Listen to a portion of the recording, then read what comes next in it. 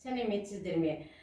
Мен сіздерге жіптен жасалған қолөнер бұйымдарын ұсынғалы отырмын. Мен өзіміздің қазақ ұлттық бұрышына арнап кигіз үйге шашақ жасап жатырмын.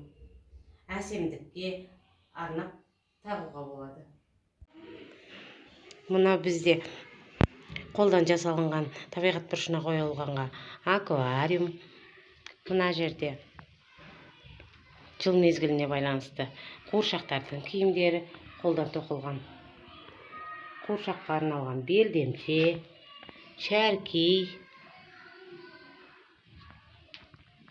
Мынау балаларға ойнағанға ыңғайлы қолтырауын, қолтырауының ішіндегі топтары әртүрлі заттар салынған, ішіне қатты, жұмсақ, балаға ойнағанға өте ыңғайлы.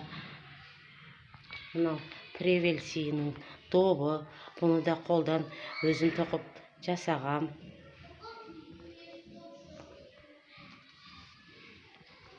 Мына жерде гүлдерді де гүлдер мерекесіне арнап қолдан жасағам.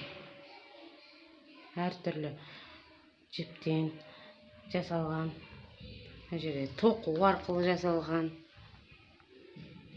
сол гүлге арналған себет қолдан жасалған.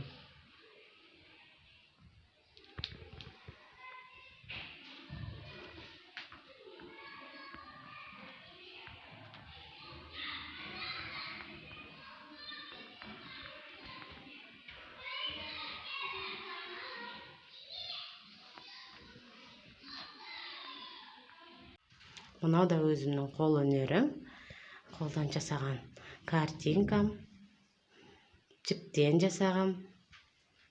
Бұнда ұлттық нақышта жасалған кигіз үй бейнеленген, табиғаттың әсемдігі бейнеленген.